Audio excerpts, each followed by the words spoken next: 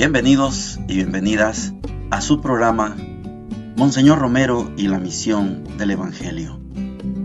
Un programa que lleva dos objetivos: conocer a Monseñor Romero y estudiar la Sagrada Escritura con un juicio crítico desde la teología de la liberación. Cada día tendremos un encuentro con Monseñor Romero y con el Dios de Jesús.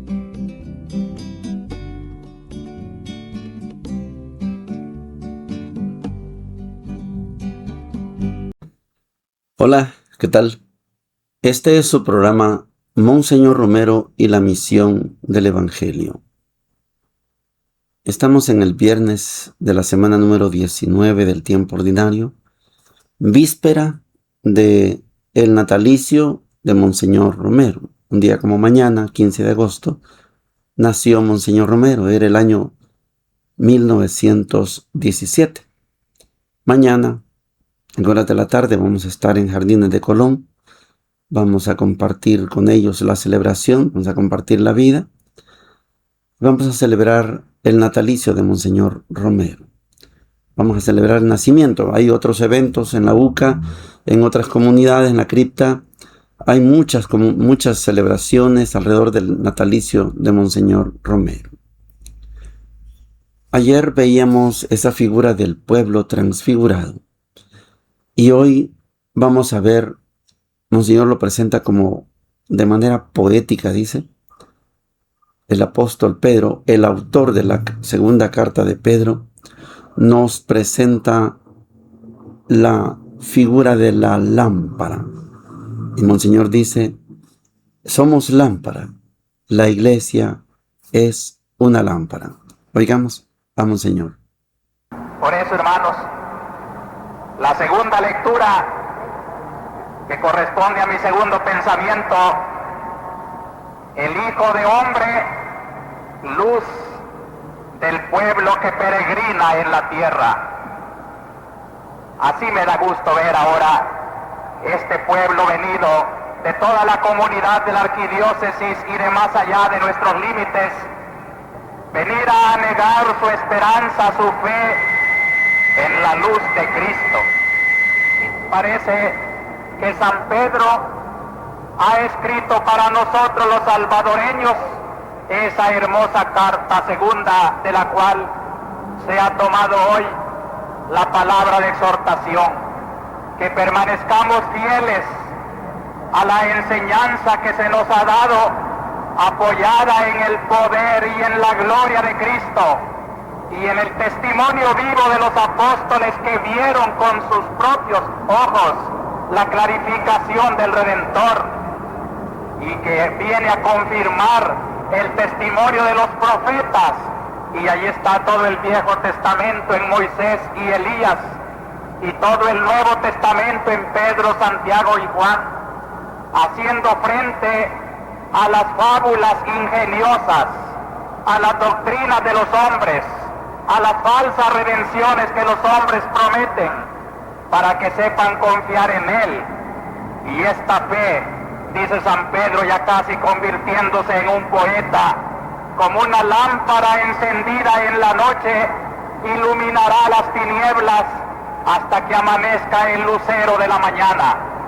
Es la noche de nuestra historia, es el caminar de nuestro tiempo.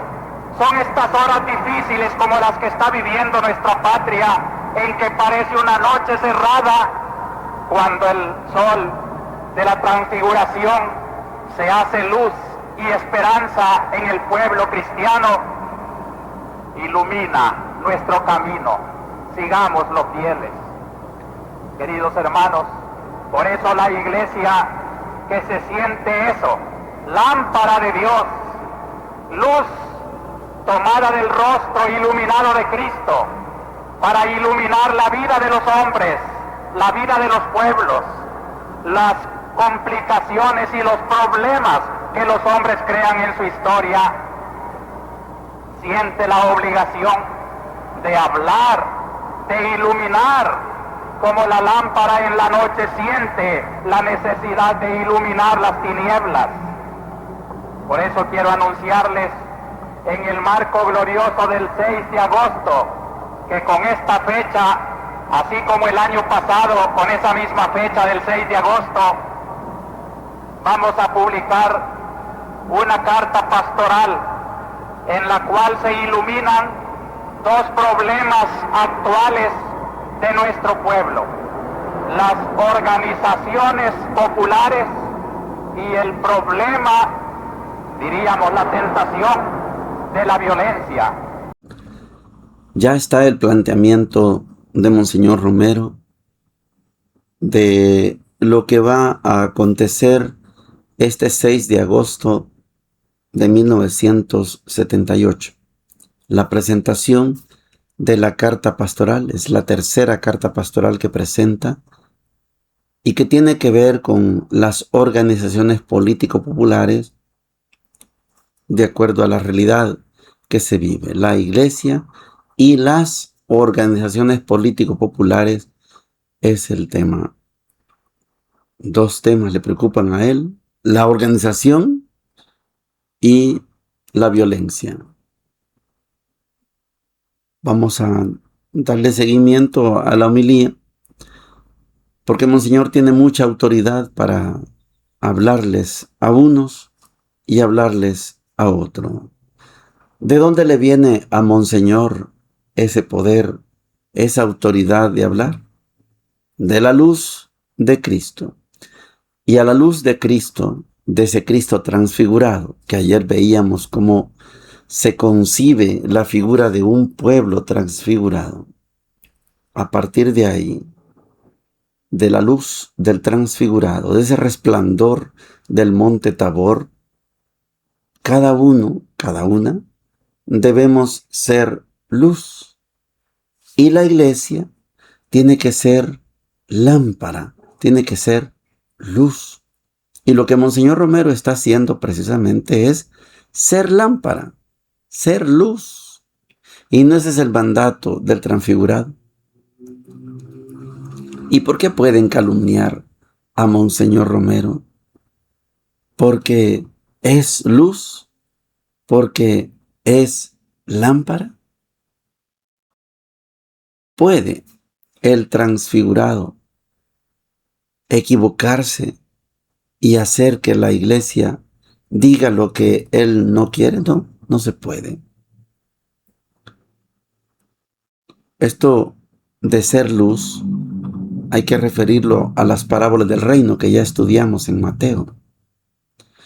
Sean sal y luz. ¿Para qué sirve la sal? ¿Para qué sirve la sal? Sean semilla, sean levadura, sean tierra buena. Ese es el mandato de Jesús. Ya está el planteamiento, ya está el anuncio. Tenemos la tercera carta pastoral, la más enigmática de sus 5 cartas pastorales, 4 en la arquidiócesis, 1 en Santiago de María. Ahí estamos, pero esta, la tercera carta, es la más enigmática, la más discutida, la más atrevida de parte de Monseñor, porque tocar el tema de la relación iglesia y organizaciones es jugársela, es exponerse a que lo critiquen. Ah, Monseñor es comunista. No, no soy comunista, soy pastor de unos y de otros. Y como pastor, tengo la autoridad moral para hablarles a unos y a los otros. Bonito planteamiento desde la figura de la lámpara, una lámpara que Dios se la entrega a Jesús y Jesús se la entrega a la Iglesia. Las lecturas para el día de hoy son Ezequiel 16, del 1 al 15, y el versículo 60 más el 63. Dice lo siguiente: La palabra del Señor me llegó en estos términos: Hijo de hombre, da a conocer a Jerusalén sus abominaciones. Tú dirás: así habla el Señor a Jerusalén. Por tus orígenes y tu nacimiento, perteneces al país de Canaán. Tu padre era un arameo y tu madre una hitita. Al nacer, el día en que te dieron a luz, tu cordón umbilical no fue cortado, no fuiste lavada con agua para ser purificada, ni frotada con sal, ni envuelta en pañales. Nadie se compadeció de ti para hacerte alguna de esas cosas, sino que fuiste arrojada en pleno campo porque dabas asco el día que naciste. Yo pasé junto a ti, te vi revolcándote en tu propia sangre, y entonces te dije, vive y crece como un retoño del campo. Tú comenzaste a crecer, te desarrollaste, te hiciste mujer, se formaron tus senos y crecieron tus cabellos, pero estabas completamente desnuda. Yo pasé junto a ti y te vi. Era tu tiempo, el tiempo del amor. Extendí sobre ti el borde de mi manto y cubré tu desnudez. Te hice un juramento, hice una alianza contigo, oráculo del Señor, y tú fuiste mía. Yo te lavé con agua, limpié la sangre que te cubría y te perfumé con óleo. Te puse un vestido bordado, te calcé con zapatos de cuero fino, te ceñí con una banda de lino y te cubrí con un manto de seda. Te adorné con joyas, puse brazaletes en tus muñecas y un collar en tu cuello. Coloqué un anillo en tu nariz, pendientes en tus orejas y una espléndida diadema en tu cabeza. Estabas adornada de oro y de plata. Tu vestido era de lino fino, de seda y de tela bordada. Te alimentabas con la mejor harina, con miel y aceite. Llegaste a ser extraordinariamente hermosa y te convertiste en una reina. Tu fama se extendió entre las naciones, porque tu belleza era perfecta gracias al esplendor con que yo te había adornado, oráculo del Señor. Pero tú te preciaste de tu hermosura y te aprovechaste de tu fama para prostituirte. Te entregaste sin pudor a todo el que pasaba y fuiste suya.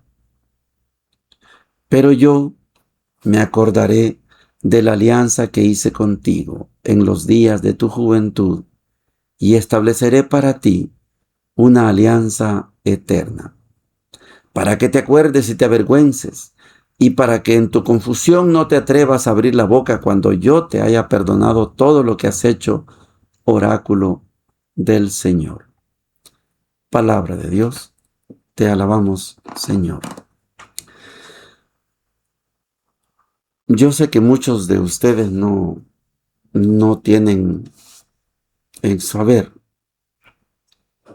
esta información, pero les quiero comentar que este pasaje del capítulo 16 de Ezequiel es como una clase de antropología. Es cuando uno va estudiando en la universidad, sobre todo para graduarse de teólogo, hay una materia previa que se llama antropología filosófica y hay una materia ya en la teología que se llama antropología teológica. Ahí se estudia a Dios como persona, muchas veces como hombre, muchas veces como un ser asexuado, sin sexo. No sabemos si es padre, si es madre, si es hombre, si es mujer, pero algunos en la teología de la liberación han aprendido a llamar a Dios Padre, Madre. Son nombres. Los indígenas en Guatemala, por ejemplo, le llaman Ahab, el señor, el jefe, el que manda en la casa. Y Ribachoch Riahab es la casa del Señor, la iglesia, el templo. Ribachoch Riahab. Ahab, el gran Ahab. En este caso, en Ezequiel, tenemos una figura que le llamamos antropomórfica. Dios en figura de hombre y de hombre con ternura, de hombre enamorado.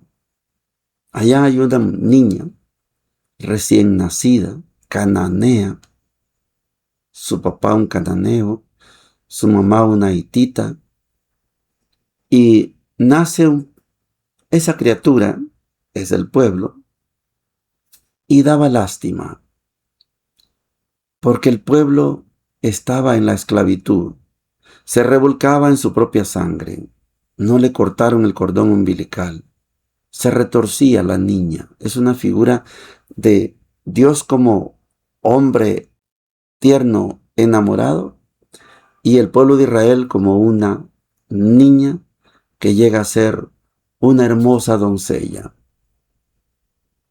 una hermosa esposa del Dios enamorado y tierno. Ezequiel, les decía yo que Ezequiel hace la síntesis de el tema de la misericordia que presenta Isaías y el tema de la justicia de parte de Jeremías. Misericordia y justicia, los dos unidos en el profeta Ezequiel. Ezequiel presenta ya la visión de que por muy feos que hayan sido los pecados de esta niña, que daba vergüenza, que daba lástima, que Dios la hizo llegar a una hermosa doncella, pero que esa doncella, esposa del Dios enamorado, del Dios sintiente, tierno, dulce, afable y amable, esa gran doncella se fijó en su belleza y no se fijó en su historia y se prostituyó. Y Dios la castiga, pero le vuelve a dar una nueva oportunidad. Esta es la realidad que describe Ezequiel. Me fuiste infiel, pero yo te perdono y te voy a volver a hacer rejuvenecer. Vas a volver a ser la gran doncella, la que fuiste, y mejor aún. Figura antropomórfica, Dios en forma de hombre, un hombre dulce, tierno, enamorado, fiel, y un pueblo, figura antropomórfica de una niña que es joven en edad de amor, desarrolla su cuerpo, cabellera, y Dios la hace su señora. La viste como se visten las reinas, pero fue infiel, para que el pueblo entienda que con Dios no se juega, hay que pasar un castigo. Y después del castigo tenemos una segunda oportunidad. Si extrapolamos la figura de ayer, del final del discurso de la comunidad, instrucción a la comunidad, y le preguntáramos a Dios, Dios, ¿cuántas veces nos puedes perdonar tú? La respuesta será siempre. He perdonado a esa doncella y no lo voy a perdonar a usted. Doncella infiel, adúltera, prostituta. Claro que si perdono a ese Israel infiel, claro que también los puedo perdonar a ustedes. ¿2 veces? No, siempre. Y como Dios, usted y yo tenemos que perdonar siempre. Vamos a Mateo 19, del 3 al 12, dice lo siguiente. Se acercaron a él algunos fariseos y para ponerlo a prueba le dijeron, ¿es lícito al hombre divorciarse de su mujer por cualquier motivo? Él respondió, no. Él respondió, ¿no han leído ustedes que el Creador desde el principio los hizo varón y mujer y que dijo por eso, el hombre dejará a su padre y a su madre para unirse a su mujer, y los dos no serán sino una sola carne. De manera que ya no son dos, sino una sola carne. Que el hombre no separe lo que Dios ha unido. Le replicaron: entonces, ¿por qué Moisés prescribió entregar una declaración de divorcio cuando uno se separa? Él les dijo: Moisés les permitió divorciarse de su mujer debido a la dureza del corazón de ustedes, pero al principio no era así. Por lo tanto, yo les digo, el que se divorcia de su mujer, a no ser en caso de unión ilegal, y se casa con otra, comete adulterio. Los discípulos le dijeron: si esta es la situación del hombre con respecto a su mujer, no conviene casarse. Y él les respondió: no todos entienden este lenguaje, sino solo aquellos a quienes se les ha concedido. En efecto, algunos no se casan porque nacieron impotentes del seno de su madre, otros porque fueron castrados por los hombres, y hay otros que decidieron no casarse a causa del reino de los cielos. El que pueda entender, que entienda. Palabra del Señor. Gloria y honor a ti, Señor Jesús. Este es un tema complicadísimo porque algunos le llaman a estos textos apologéticos. Son textos muchas veces que se usan para defender X o Y posición. Los fariseos no querían aprender de Jesús, querían ponerlo a prueba. Y como para ellos el gran legislador, el representante de la ley es Moisés, por eso le hacen la pregunta: ¿podemos o no podemos divorciarnos?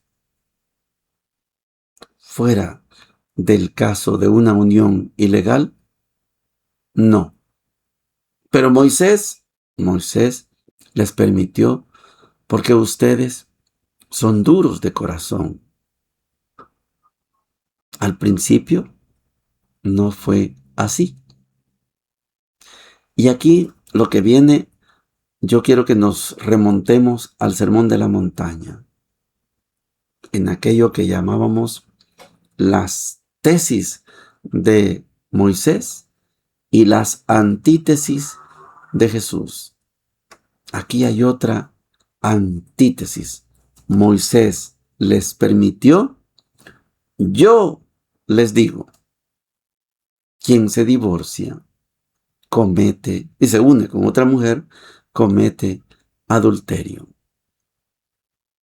Yo no me voy a meter tanto en la apología, les estaba diciendo, porque hay gente que estos textos los usa para hacer apología y decir: ya ven, aquí dice. Si fuéramos fundamentalistas, aquí dice. Y entonces, ¿por qué algunos hermanos que son pastores se han casado hasta 7 veces? ¿Y por qué ustedes los curas no se casan? ¿Y por qué algunos, etcétera? Son apología, son textos que se pueden utilizar para justificar, para defender, para acusar incluso. Pero no es esa la intención. Yo me quiero concentrar más que en eso. Me quiero concentrar en la figura de Jesús versus Moisés. Moisés les permitió. Yo no. Esto es lo que creo yo que para entender a Mateo, el Evangelio de Mateo, cómo nos presenta a Jesús como el nuevo Moisés. El viejo Moisés les permitió. Yo les digo, esto categórico es fundamental. Pero fíjese que hay unos que creen que basta con dar un acta de divorcio y ya. En la ley de Moisés A la mujer se le quemó la comida y le daban un papel, ya no sos mi esposa. Se quitó el velo frente a un hombre, ya no sos mi esposa. No avisó que iba a salir, ya no. Hay una cantidad en lo que en la teología se llama casuística. Hay un montón de casos en los que la ley permite el divorcio. Pero la mujer no podía hacer lo mismo. La mujer no podía despedir a un hombre, no, porque en el concepto del tiempo de Jesús, la mujer es un instrumento y la mujer es una propiedad del hombre. Los que defienden los 10 mandamientos, no lo hago con proselitismo, cuando lean el 10º mandamiento de la ley de Moisés, vean cuáles son las pertenencias del hombre. El buey, la mula, la casa y la mujer. La mujer es posesión del hombre. El hombre es el dueño de la mujer.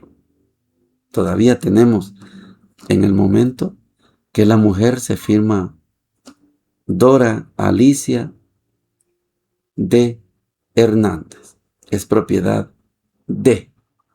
Ya hoy la ley permite que la mujer cuando se case puede usar el apellido del esposo, puede poner el de, puede eliminar el de.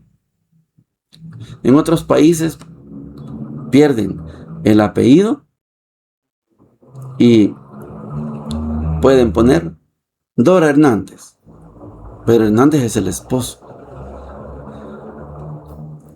La mujer en el contexto de Jesús es propiedad del hombre. La apología de la que le estoy hablando da para sustentar, y esto es lo que me interesa a mí, de que la ley de Moisés era muy superficial. La ley de Jesús es profunda. Yo les digo, no se pueden divorciar, excepto en el caso de unión ilegal, el que hizo trampa, etc. En la Iglesia Católica no tenemos la figura del divorcio. Se casó por la Iglesia de una vez y para siempre. Entonces no conviene casarse. Bueno, hay 3 casos. Los que nacen imposibilitados de casarse, en defecto de fábrica, no pueden procrear, no tienen la capacidad de convivir con otra persona del otro sexo, no del mismo sexo. Los que por su trabajo son castrados, son hechos eunucos. Hay casos del tiempo de Jesús en donde un hombre trabaja de peinar, maquillar, cuidar mujeres. La ley era que los castraban para que nunca una de esas muchachas doncellas resultara afectada por un hombre que estaba solo trabajando. Eunucos, por su trabajo. Garantía de que no vas a molestar a una de mis muchachas. Le cortaban todo. Eunuco. Y la tercera figura es lo que se hacen, los que renuncian a ese estilo de vida por el reino. Esto lo justifican, le ponen apologética para los que vivimos, cuando nos ordenamos sacerdotes, vivimos el voto de castidad, lo que se llama el celibato. Nunca matrimonio, nunca relaciones sexuales genitales, nunca. Pero es voluntad de nosotros. 3 casos. No me voy a la casuística. Yo me concentro, les decía, en la figura de el contrapeso de un Moisés con el otro Moisés. El Moisés antiguo permitía el divorcio. El nuevo Moisés, no, yo les digo, ahí está el texto, puede usted matizarlo si quiere. Por más que lo matice, no lo va a poder borrar. No se puede. La expresión yo les digo es definitiva. No hay quien haga una síntesis. Por eso yo no entiendo cómo una persona predicadora, hoy tengo una esposa y mañana tiene otra. Y lo sustentan desde la ley. Tiene que irse hasta la ley de Moisés. Es que a esta mujer se le quemó la comida y ahora tengo otra. No sé, se van al Antiguo Testamento. Pero desde Mateo 19 jamás se podrá justificar el divorcio. No se puede. El Moisés antiguo queda sin autoridad. Aquí se hace lo que yo digo. Yo les digo. Y esto es categórico. Bueno, ahí vean ustedes cómo salen. Sí, en eso por lado yo no me meto. No, no es así. Categórico. Yo les digo. Por eso muchos, de verdad, piensan casarse por la iglesia. Porque no es fácil. Es que es de una vez y para siempre. Y no se puede andar casando uno a cada rato, no se puede. Por eso, los que están casados por la iglesia, a lo mejor no le fue bien en su matrimonio. Pero solución hay. No se lleva bien, la maltratan. Usted no está obligado a vivir con esa persona. El matrimonio no lo pueden borrar, pero no es obligación que vivan juntos. Si se equivocaron, hay conflicto de caracteres, usted siga casada, pero puede vivir separada. Sea feliz, duerma feliz. ¿A cuántas personas yo no he aconsejado? No es que Dios esté exigiéndole a usted, aguante a su marido, No, esa es otra cosa. La convivencia, remítalo a la figura de Mateo 18, instrucción a la comunidad. Perdónelo en privado. Lleve 2, 3 testigos. Llévelo ante la comunidad. Si no le cree a usted, a los testigos y a la comunidad, ese es un pagano, un publicano. No tiene usted que estar conviviendo con esa persona. En Panamá, yo aprendí una anécdota aquí en el país, de un panameño, por supuesto. Y como yo, por la confesión, uno se va dando cuenta de cuál es el problema general en la comunidad. Y este día que celebramos, que leíamos Mateo 19, yo les contaba esta anécdota. Había un hombre que ya había hecho tradición, que se iba a emborrachar y para que la mujer no le reclamara, apenas entraba, empezaba a golpear a la mujer. Y la mujer no tenía cómo defenderse, aguantaba todos los días, borracho. Y una amiga le dijo, ¿querés solucionar ese problema? ¿Tenés valor? Sí, yo haría lo que fuera. Le dijo, contame qué es lo que hace tu marido después de que te pega. Se acuesta en la hamaca, porque viene borracho y se duerme. Perfecto, le dijo. La próxima vez que llegue, te va a pegar como lo hace siempre. Déjalo que se duerme en la hamaca. Y cuando ya esté dormido, cosele la hamaca. Cosela, con pita, bien fuerte. Agarras un garrote, un bate, y le das una buena paliza. Él no se va a poder defender. Y la señora lo hizo. Y la gente se rió. Pero es verdad, era una anécdota. No sé si es real. Lo importante es que los hombres son buenos pegándole a las mujeres. Ya cuando se enfrentan con otro hombre o una mujer valiente que tenga coraje, yo no lo aconsejo, pero es una anécdota. Y se rieron. Y hay que ver cómo mucha gente aprende de estas anécdotas. Los hombres son valientes, llegan borrachos, y ahí golpean a la mujer. Estoy hablando que también a veces es al revés, mujeres que le pegan a los hombres. Pero cuando están indefensos ellos, se vuelven mansas palomas. Hay que ver a esa mujer garroteando a ese hombre en la maja cocida. No podía sacar ni una mano. No se puede defender. Péguele donde quiera. Pero salve usted el matrimonio. Pero no está obligada ni obligado a vivir con esa persona. No. Seguirá siendo su esposo, seguirá siendo su esposa. Pero no tiene que vivir un martirio, un calvario por culpa de un carácter, por culpa de una actitud.